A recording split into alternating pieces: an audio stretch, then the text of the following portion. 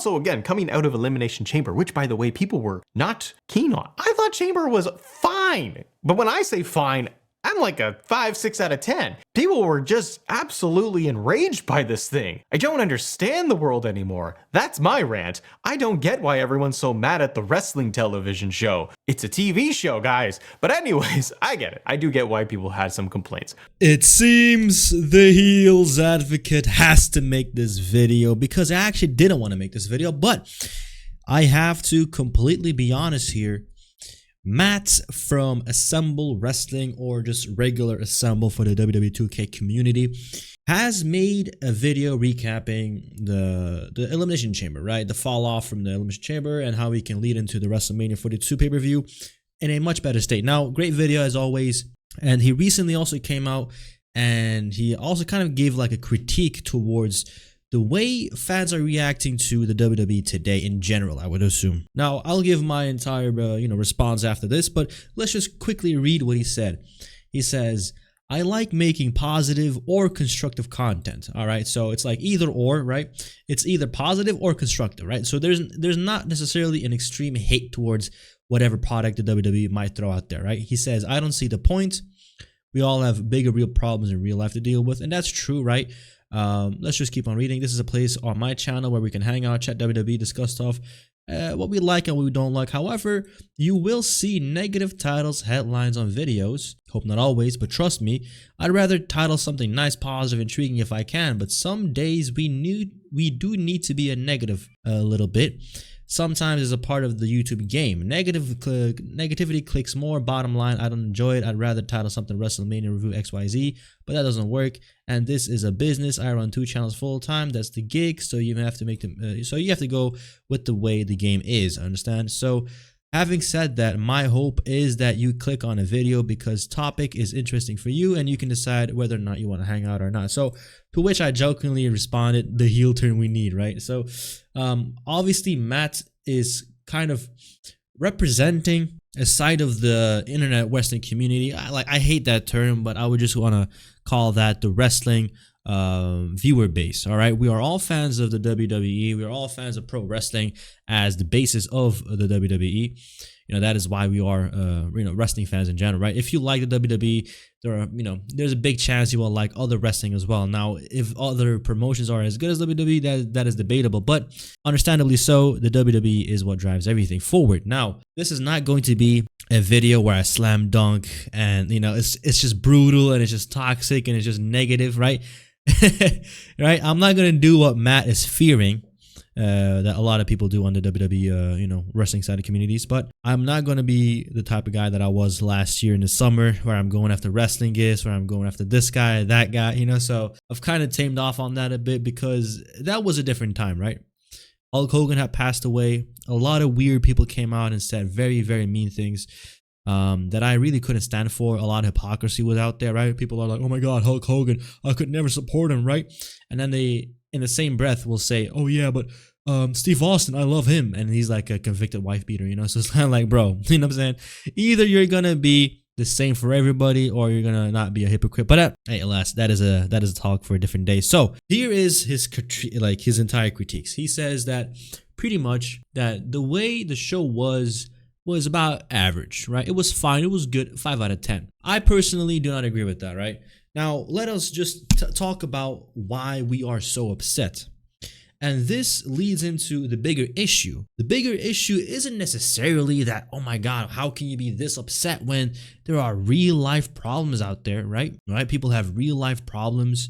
And why do you always have to make it XYZ the worst, this or this or this? Both can be true at the same time. These are 2 different talking points. I'll address the first one. Why are people this negative? Because from my perspective and the perspective of many others, but assuming most of my viewers, that Elimination Chamber is just something that is a slap in the face. Now, if you want to make the argument that it is a TV show, it's meant for entertainment, you want to kick back, pop open a can of soda, grab some chips, have your family and stuff, watch it. It's going to be a good time. Okay, all right. There has never been a talk where the WWE has zero entertainment value for anybody, right? There are people if you are going to numb your brain enough, you're going to be able to enjoy it. But for people like you and I, Matt, for example, we are people that cover the Monday Night Raws, the SmackDowns, the PLEs. We talk about other news in this space. We are so tapped in to the point where I, for example, cannot be like that anymore because I would be faking it. You understand? So that is why I am pretty negative. I don't want to be negative. I am refraining from being negative. But as my name says, I am still the heels advocate. And I will not advocate, a case where I know it's just dead in the water or people are completely wrong. I will not do that, obviously. So I will not just make the argument for the sake of the argument. That being said, I feel kind of betrayed by the WWE. The reason why I feel like this is because, look, if The Rock came back at WrestleMania 40 and that set the bar for me to come back to the WWE to watch full time, I used to run another channel, right? And, I stopped. And I was like, look, man, I have this creative urge. I love making videos, but it's time for something new for me at least. And that was when The Rock came back. Everything was popping. Hell, people like, for example, Wade from the Wade Concept, the guy that does like boxing videos, like celebrity, influencer boxing videos. He had even made a YouTube channel. That was how popping it got at that time. And I used to come back from work. I'd sit down on YouTube. I would watch the full segment, like people that I knew that I would watch on YouTube who never covered WWE would cover that part. That was how big it got, right? When The Rock said wrestling is cool again, it truly was. And I'm really upset that I didn't start making videos back then. But look, as soon as the WWE got on Netflix, January 2025, I was like, look, man, I'll get my VPN. I'll watch it internationally. Like, I'll watch the international broadcast on WWE. And I'll go out there and watch whatever's out there to watch because I want to make a full-blown effort to come back into the WWE and get that going as well. Because, hey, I've been a lifelong fan. I'll be honest, during like the rise of Roman Reigns, that's when I really stopped watching because, I couldn't stand the fact that this guy with the perfect eyes, the perfect beard, the perfect neck, the perfect, right? I couldn't stand the fact that this guy is just getting pushed to the moon. And then he goes out there and beats The Undertaker as like freaking WrestleMania, bro. I mean, at the main event at that, I was like, bro, get this freaking goofball out of here, man. He kind of reminded me of a friend of mine. Like, I got this friend in real life, bro. This guy is a freaking handsome guy, bro. He got the blue eyes, the sharp jawline, perfect teeth, bro. I was like, man, you're lucky you're handsome, bro, because you are as dumb as rocks, bro. You know what I'm saying? Like how people are like that, bro. Like, you might be saying the same thing, but it doesn't come across the same way to the opposite gender, like whoever it might be, right? If you're really truly handsome, you get away with a lot of things. But that's just a talk for a different point. But that's what Roman Reigns reminded me of, and I could kind of see beyond that. I was like, bro, this guy's got nothing, bro. Like, I mean, all he does is like kind of like light skin staring to the camera, give me a wink, like as if I'm supposed to get turned down. Like, what the fuck are you doing, bro? Right? But I know I'm not the target audience, but still.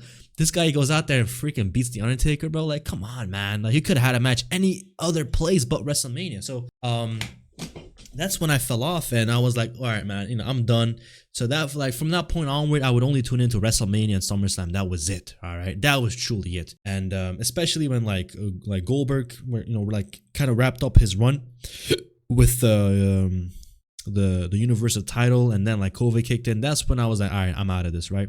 And it really took for The Rock to come back for me to kind of really tap back in. So I kind of tapped back in. Raw Netflix one. Look, it's for better or worse, it was a good episode. I really truly hated the fact that The Rock came out and he squashed every beef that he had with Roman Reigns or Cody Rhodes.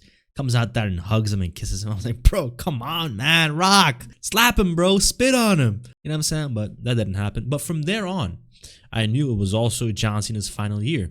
And that was when I was, tapping back in. I was watching. I watched WrestleMania. I was like, bro, this stinks. Truly, it stinks. And it got to a point where I, as a viewer, I felt clickbaited. And by this point, I'm not making videos yet. Like, I only started making videos when Cody Rhodes came back after WrestleMania. It might have been around like the Saturday Night's main event before Money in the Bank. That's when I started making videos, like maybe like end of July or no, like end of June or something like that, right? So that's when I started making videos because I was like, look, man, if I'm getting clickbaited like this, if I'm this dissatisfied, I'm not going to do myself a disservice here and keep on watching, right? I'm that type of guy. If I'm truly over it, I'm over it, bro. I'm not going to sit there and watch it. But I was like, you know what? Maybe I can turn this emotion into traffic, and traffic is good, right? Emotion equals traffic, and traffic equals engagement. Engagement equals growth, and I can build something out of it and maybe express my frustration with other people. And that's what happened. That's how the Heels Advocate came to be. And shortly after that, you know, people who I used to watch a lot, like Wrestling Gifts, come out and do a very distasteful freaking segment on Hulk Hogan just at like an hour or two after he passes away. I'm like, come on, bro. But I also had to like take down those videos because I don't want to be that type of guy anymore, right? I don't want to come out here and completely blast him out of the water. Now, the fact is, Wrestling Gifts had it coming, but that is besides the point. I'm still, open to talking with him, and that is why I'm making this video in this manner, right? Because there is no point for me to come out here and completely try and diss on you and like say, how is it not bad? You should be ashamed of yourself. How are you a content creator? Because you are a grown man with grays in your beard and you don't want to get yourself riled up over freaking wrestling. All right. Wrestling is for dorks as it is. You and I, you know, in a way we are both dorks, right? You have to kind of accept it because liking wrestling is not like the coolest thing, right? You might pull up to high school. People talk about wrestling. People talk about the UFC. I'm talking about like actual wrestling, right? Like collegiate wrestling. People talk about the UFC, basketball, NFL, whatever you might have. And then a freaking guy comes up with a Yeet t-shirt. He's about like 5'7", 285 pounds. You know what I'm saying? Like 55% body fat. And he talks about, yeah, I watch wrestling. You know what I'm saying? Like, it's not the best representation, you understand? So I know you don't have to really get mad at anything for real. But I don't believe we are actually mad. You understand? People do not really look at it and get truly maddened at what is going on. They are truly getting mad or dissatisfied or disappointed in the way things have gotten. You understand? So there is a clear fall off. And when you say, for example, that the Elimination Chamber for you at least was a 5 out of 10 or a 6 out of 10, well, okay, you know, that is your opinion. You're entitled to it. But if I was to really challenge you onto explaining why it was average, right? Because you have to say that the Elimination Chamber, if it's a 5 or a 6 out of 10, as you said, that is average or a little bit above average. And out of all of the chamber matches that we had, it's about like 20 of them, right? By now, 20. I think the first one was like in 2004 with Goldberg, right? Had to be something like that. I'm not sure if they did it every single year, but there has to be about 20 of them, right? And if the first one, let's just say for me, that was one of my favorites. I would say that is my favorite with Bill Goldberg. You know, he was squashing. He was spearing through pods, actual like pods with, it wasn't actual glass. It was kind of like that, like plastic glass, but he would actually spear people through it and it would break and it would snap and it would crunch and he would break freaking Y2J in half. And then he would go out there and like beat up on Triple H. It was awesome. And then Triple H, that sneaky bastard, still finds a way to cheat with that slide. I was like, come on. I love that, right? And then you had great ones with, for example, Shawn Michaels when he came in and he costed The Undertaker the World Heavyweight Championship, right? I was, oh man, that's so creative. I love that. If that is, let's just say, an 8 or a 9 or a 10, I really fail to believe that what we've gotten, especially this year, is half as good as that. Now, last year's, that was pretty good. I really liked that because you had CM Punk in there. You had freaking Drew McIntyre in there. You had John Cena in there. It was a pretty good match. And the stakes were set on that as well. The stakes were clear. This is your final shot, Cena. The final shot to get a championship match at WrestleMania. And he goes out there and he does just that. Clean, you know, semi-clean at that. But still, we didn't have the freaking cage door open for 5, 6, 7 minutes and people are running in and out. And then like that whole thing with Drew McIntyre coming in and hitting that freaking title shot, I was like, are you freaking kidding me, bro? Are you kidding me? Genuinely, right? It doesn't make sense. It's really hard to give it an average for me, all right? Because it is a slap in the face. And what is even more a slap in the face is the aftermath of the match, right? Randy Orton, for the last 2 years, this guy's been a jobber, bro. He hasn't done anything serious, and this is the biggest name in the game, truly, right? Randy Orton is one of the biggest names in the game. One of the biggest legends. He's the only legend left. Him and Rey Mysterio are the guys that are like, you know, the only ones left from the Attitude Era. Truly, you know? And Rey Mysterio is the only guy left wrestling from the WCW days, aside from, I think Billy Gunn, but, you know, Billy Gunn is an AEW. But, you know, you get what I'm trying to say here, you know? So there is a level of true downgradism, if that's even a word, that we're going through right now. And yes, I'm glad that Randy Orton won. Everybody's glad that Randy Orton won. But in some way, the slap in the face comes when immediately after he wins, right? This is not even on the following SmackDown. Half an hour later, freaking Nick Aldis comes out and he says, well, look, on the following SmackDown episode, we're going to be getting Cody Rhodes versus Drew McIntyre for the title. What? I thought that Cody Rhodes was never going to get a title shot again. He had to earn one. Remember that whole thing? Oh, you signed a contract. If you lose, you're not going to get a freebie. And now Nick Aldis like, oh, no, screw that. I'm going to override that contract and you're going to get the match anyway.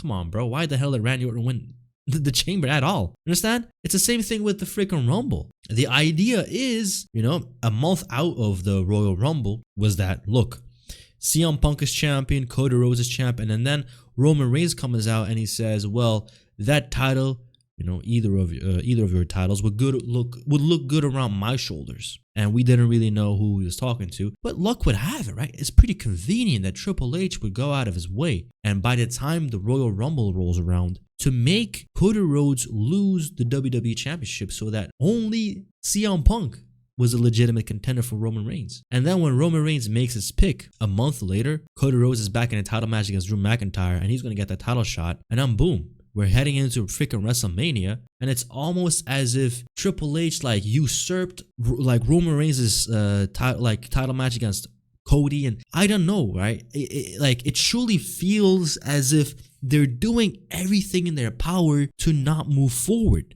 They're doing everything in their power to stop progressing. And that is what I'm really worried about, because we are, technically speaking, still in the storyline where The Rock shook Cody Rhodes' hand after Raw Mania 40 and he gave him something. We're still stuck there. And technically speaking, we're even also stuck a few months later when he came back out at Bad Blood and he gave that cryptic message to Cody Rhodes and Roman Reigns, who tag teamed up against Solo Sikoa and the MFTs, right? Or the fake bloodline. We're still there. Ever since then, what truly happened in the WWE? Come on, please tell me what happened. Cena had his final run that year. Okay, cool. He gets the title because he has to get the title because, that's what you do. But that is a spin-off. That's a spin-off feud. That's a spin-off show. And so we go into WrestleMania 41. That happens. Boom, we're happy. Whatever. Cena turns heel. Spin-off stuff. It's all spin-off material. He doesn't even get to hold the title for that long anyway. 3-4 months, that's it. He wins the title at mid-April and then he loses at the beginning of August. That's 3.5 months. 4 months at best. That's bad. That's truly bad. This is the product that we're looking at, that you and I are covering on a week-to-week basis. And I understand it, right? We can all have different perspectives. And I do believe that you're a very great guy, and I really hope to, have a talk with you about this live maybe one day. Collab with you, talk about the state of wrestling, because you are a great guy. You run 2 channels. Got a lot of respect for you. I think you're a husband. I think you're a father as well. Got a lot of respect for you, But this is something that we can all have a different side to the coin for, right? You're a different side to the coin. I'm a different side to the coin, but we are all one coin, right? We are the wrestling fan. And I believe that is where we can all kind of draw the line. We don't have to make it weird. We don't have to make it personal. A lot of fans tend to do that as well. The way that I like to make my videos, yes, I don't like to say that I make negative videos, right? But I know how it is perceived. But if I titled my videos any other way, I would be lying to myself. You understand? So I'm not necessarily trying to make negative content. It is just that I'm feeling this way towards it. I'm truly genuine with you guys. I truly wish I had started making videos, wrestling videos, January 2024 when The Rock came back. I truly wish that was when I started, because you guys could have seen the evolution, right? I could be really hyped. I could be like, oh my God, The Rock, and it's amazing. Finish your story. Oh my God, the content that was floating around in that time, I couldn't even imagine it. But now it's a different time. It's all kind of in the drain. Triple H, after the Elimination Chamber, he doesn't even show up to the post show. And that's been a tradition. He's always been doing that. He was the one that started all of this, where he comes out and he cuts a freaking promo at the post show press conferences like he's Dana White. He started this trend. And now he can't live up to it. Why? Because he's afraid of the community lashback, the fans right there. And 2, he's trying to do damage control. And 3, this is clearly a response to the situation. And that is not a positive response, right? So if you see, for example, Triple H not showing up to the press conference, that in of itself is a negative reaction to what is going on. And Triple H is leading that, right? So to call it, for example, an average show, or the situation within the WWE, or like lately, or however our responses might be, to be too negative, too exaggerated, is like, okay, I get that you, for a fact, just like in the beginning of the video, you at the end of that sentence also said that you understood where the negativity and the criticism is coming from, but you tend to kind of not play into that. I get that. I'm gonna play into that though. You understand? Like, if it is truly that bad and Triple H is trying to like hide his face around, I'm gonna call you out on that, But I'm happy that you came out and you said this. This kind of really sparked this little side quest video that I had in mind that I really wanted to talk about as well. I really thank you, Matt, for opening up this discussion, and I hope to maybe collab with you in the near future. Think you're a great guy. Have a good time later off. You know what I'm saying? I'm the Heels Advocate, and I'm out.